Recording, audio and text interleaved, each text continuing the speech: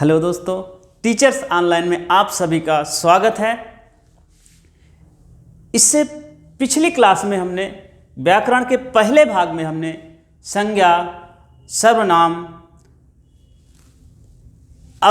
क्रिया, अव्यय इनकी एक सामान्य परिचय का अध्ययन किया था, जिसमें संज्ञा और सर्वनाम का विशेष अध्ययन किया था। और उस वीडियो को आपने बहुत ज़्यादा इज्जत दी है, बहुत तवज्जो दिया है और आप लोगों के कमेंट्स भी आ रहे हैं कि सर टीजीटी पीजीटी के वीडियो कब बनाएंगे। जल्दी ही उस पर काम शुरू होने वाला है। आप टीचर्स ऑनलाइन के साथ बने रहिए और हिंदी गोलों के साथ बने रहिए। आज का जो अध्ययन है, आज का जो क्लास है वो है क्रिया पर आधारित। पिछली क्लास में आपने देखा होगा कि यहाँ पर संज्ञा, सर्वनाम, क्रिया, विशेषण और अव्यय और यहाँ पर निपात लिखा था और इन हिंदी गोलों के माध्यम से आपको उस पाठ का अध्ययन कराया गया था। जो लोग आज पहली बार ये वीडियो देख रहे हैं उन्हें डिस्क्रिप्शन में पिछले वीडियो का लिंक दे दिया गया है, वो जाके पहले उस वीडियो को देख लें, फिर इस वीडियो को देखें तो ज़्यादा समझ में आएगा। और साथ में ही पेन कॉपी लेकर के जितने भी हिंदी के ग्रामर, ये हिंदी की जो सीरीज चल रही है, पूरी सीरीज के डायग्राम बनाते जाएं और इसे बनाने लेने के बाद फिर आपको इसके रिवीजन में कोई समय नहीं लगेगा। इसको पेज पलटते जाएंगे, आपका पूरी कंप्लीट हिंदी व्याकरण तैयार हो जाएगा। तो आइए आज हम अध्ययन करते हैं क्रिया का। क्रिया क्या है? किसी कार्य का करना, या क्रिया तो एक शब्द है। क्रिया एक शब्द है जिससे किसी कार्य का करना या होना पाया जाए, उसे हम क्रिया कहते हैं। क्रिया के क्रिया दो भेद होते हैं, रूढ़ क्रिया और यौगिक क्रिया। रूढ़ क्रिया वो क्रिया होती है जो मूल क्रिया कहलाती है, जैसे खाना पीना, ये मूल क्रियाएं हैं जो केवल एक होती है। मूल क्रियाएं किसी अन्य क्रिया से मिलकर के नहीं बनती हैं, जो सीधे धातुओं से बनती हैं। ऐसी क्रियाओं को हम लोग मूल क्रिया कहते हैं। दूसरे प्रकार की क्रिया है यौगिक क्रिया। यौगिक क्रियाएं चार प्रकार की होती हैं। यौगिक क्रियाएं चार प्रकार की होती है। इन्हें यौगिक क्रिया इसलिए कहा गया है क्योंकि ये दो या दो से अधिक क्रियाओं के योग से बनती हैं। ऐसी क्रियाएं चार प्रकार की होती हैं। नंबर 1, प्रेरणार्थक क्रियाएं वो क्रियाएं होती हैं जो क्रिया जो हो रही है उसको करने वाला और करवाने वाले दोनों अलग अलग होते हैं और किसी एक के द्वारा दूसरे से प्रेरित किया जाता है, इसलिए उसको प्रेरणार्थक क्रिया कहते हैं। जैसे एक घर में एक बालक है और वो पढ़ता नहीं है और उसके माता पिता उसको जो है ज़बरदस्ती उसे पढ़वाते हैं। बच्चा पढ़ नहीं रहा है, बच्चे को पढ़वा रहे हैं। ऐसी जो क्रिया होगी वो जो है क्या कहते हैं, पढ़वाना, लड़वाना, लिखवाना, ऐसी प्रेरणार्थक क्रियाएं होंगी। आज भी हमारे शिक्षा व्यवस्था में ऐसा है कि लोगों को पढ़वाया जाता है, जबकि हमें ऐसे सुधार की ज़रूरत है कि सीखना, लर्निंग स्वतः होने लगे। तो पढ़वाने लिखवाने की जगह वो स्वतः पढ़ने लिखने लगेगा। तो प्रेरणार्थक क्रिया में प्रेरित करके करवाया जाता है। संयुक्त क्रियाएं, दो या दो से अधिक क्रियाएं मिल जाती हैं, शब्दों के साथ मिलकर क्रियाएं एक नई क्रिया बनाती है, उसे हम संयुक्त क्रिया कहते हैं। संयुक्त क्रिया जैसे करने लगा, चलने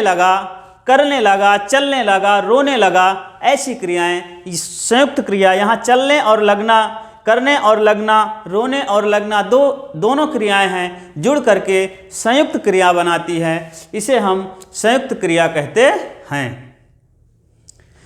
अगली हमारी अनुकरणात्मक क्रिया वो क्रियाएं होती हैं। अनुकरणात्मक क्रिया वो क्रियाएं होती हैं जो किसी ध्वनि का अनुकरण करती हैं। किसी ध्वनि का, ऐसे जो ध्वनि प्रतीत हो रही है वैसी ध्वनि का अनुकरण करने लगती हैं। इसे हम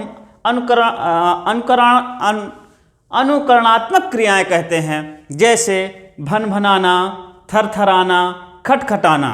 जैसे भनभनाना, थरथराना, खटखटाना। चौथी क्रिया है नाम धातु क्रियाएं। नाम धातु क्रियाएं वे क्रियाएं होती हैं जो किसी संज्ञा या विशेषण से बनती हैं।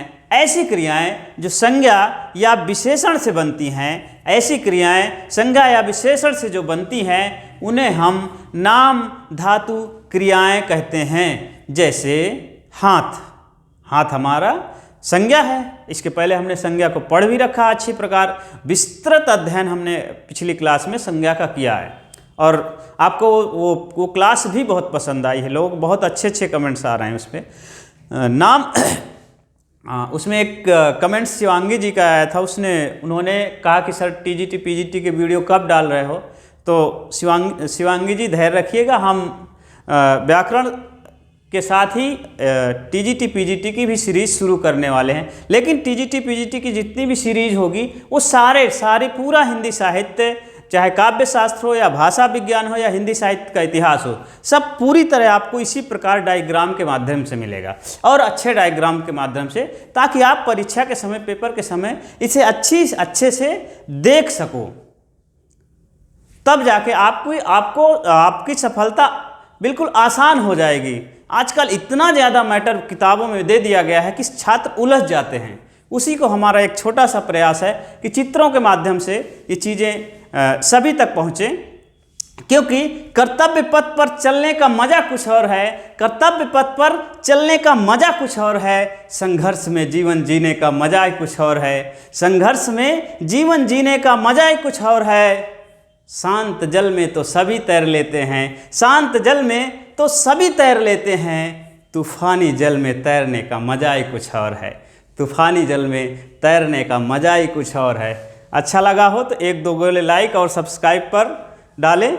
और आपका हिंदी गोले में हम लोग चल रहे थे नाम धातु क्रियाएं, जो धातुओं से बनती हैं उन्हें हम नाम धातु क्रियाएं कहते हैं। जैसे हाथ से हथियाना, बात से बतियाना। हाथ है, उससे हमने क्रिया बनाई हथियाना, तो ये नाम धातु क्रियाएं हो गई। इस प्रकार क्रिया के दो प्रकार होते हैं, जिसमें रूढ़ क्रिया, यौगिक क्रिया। यौगिक क्रियाएं 4 प्रकार की होती हैं। यदि क्रिया को प्रेरणा मिले तो प्रेरणात्मक, यदि क्रियाएं जुड़ी हुई हों तो संयुक्त, यदि क्रियाएं किसी ध्वनि का अनुकरण कर रही हों तो अनुकरणात्मक, और यदि क्रियाएं किसी संज्ञा, विशेषण, किसी इससे बनती हों तो उन्हें हम नाम धातु क्रियाएं कहते हैं। आइए जानते हैं कर्म के आधार पर क्रिया कितने प्रकार की होती है। कर्म के आधार पर क्रियाएं कितने प्रकार की होती हैं। कर्म, यदि किसी वाक्य में कर्म हो तो उसके आधार पर क्रियाएं कितने प्रकार की होती। सकर्मक, स माने साथ, कर्म माने कर्म। कर्म के साथ जो क्रियाएं हों उसे सकर्मक कहते हैं, और कर्म के साथ जिसमें कर्म ना हो उसे अकर्मक क्रियाएं कहते हैं। इसकी किताबें बहुत बड़ी कठिन परिभाषाएं दे रखी हैं। क्रिया व्यापार का फल यदि कर्म पर पड़ता हो तो उसे सकर्मक क्रिया कहते हैं, और क्रिया व्यापार का फल कर्ता पर पड़ता हो तो उसे अकर्मक क्रिया कहते हैं। तो इसमें क्रिया के व्यापार में प्रायः उलझ जाते हैं। तो कुल मिला के इसको ऐसे समझना चाहिए कि कोई क्रिया हो रही है। यदि कोई क्रिया हो रही है तो उससे प्रभावित कौन होता है। यदि कर्म ज़्यादा प्रभावित हो रहा है तो सकर्मक, कर्ता ज़्यादा प्रभावित हो रहा है तो अकर्मक। ये समझ लीजिए व्यापार का फल। जैसे राम रोटी खाता है। अब रोटी खाने की क्रिया में पूरी क्रिया को देखेंगे अच्छी प्रकार समझने का प्रयास। राम रोटी खाता है। अब राम रोटी खाता है, इस वाक्य में राम रोटी रोटी खाता है। अब ये खाने की क्रिया हो रही है। अब खाने की क्रिया में सर्वाधिक प्रभाव रोटी पर होगा, क्योंकि इसका फल जो है, क्रिया व्यापार का फल रोटी पर, क्योंकि खाने की क्रिया होती, रोटी समाप्त हो जाएगी, रोटी दांतों के द्वारा चकनाचूर होगी, रोटी की दुर्दशा होगी। इसलिए यहाँ पर सकर्मक क्रिया हुई, ये सकर्मक क्रिया हुई। और अकर्मक क्रिया वो होती है जहाँ पर, अकर्मक क्रिया वो होती है जहाँ पर क्रिया व्यापार का फल कर्ता पर पड़े। जैसे राम सोता है, सोता है।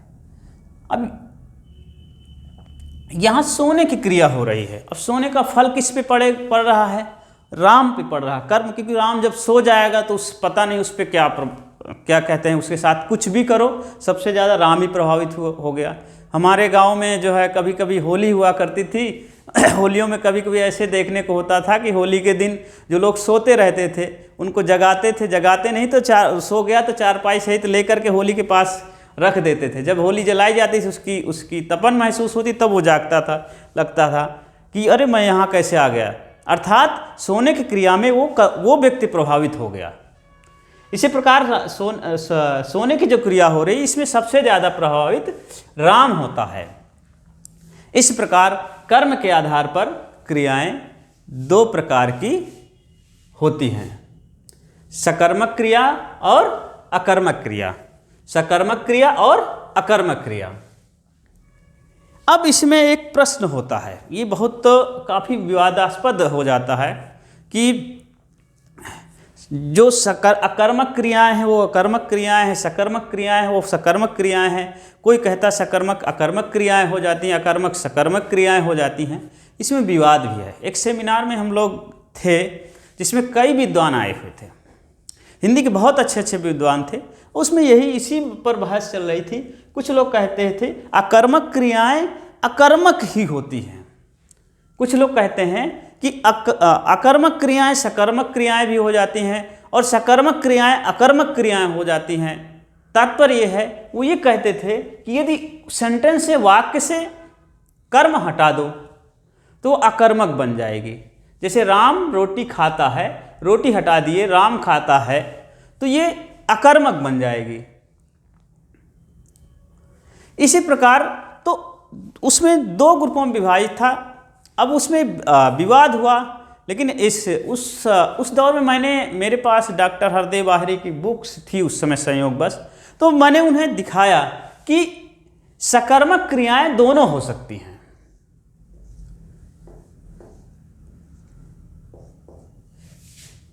ये अकर्मक भी हो सकती है और सकर्मक भी हो सकती है। और अकर्मक क्रियाएं जो होती हैं, इसमें ये अकर्मक क्रियाएं ही होती हैं। लेकिन ये क्रियाएं सकर्मक और अकर्मक दोनों हो सकती हैं। जैसे राम खाता है तो ये अकर्मक हो गई, राम रोटी खाता है तो सकर्मक हो गई। लेकिन राम सोता है, इसमें कुछ भी लगा दो, लेकिन ये सोना जो है अकर्मक क्रिया ही रहेगा। तो दोस्तों आज की क्लास यहीं तक है। नेक्स्ट क्लास में हम लोग अगली क्लास में जो अध्ययन करने वाले हैं वो विशेषण का अध्ययन करेंगे। अगली क्लास जो होगी वो होगी विशेषण और निपात। विशेषण और निपात की क्लास होगी। आशा करता हूँ कि आप लोगों को ये वीडियो बहुत पसंद आया होगा। जैसे व्याकरण के भाग 1 का वीडियो आपने बहुत अच्छा रिस्पांस दिया है, और आशा करता हूँ कि ये वीडियो आपको पसंद आएगा। और वीडियो देखने के लिए आपको बहुत बहुत धन्यवाद।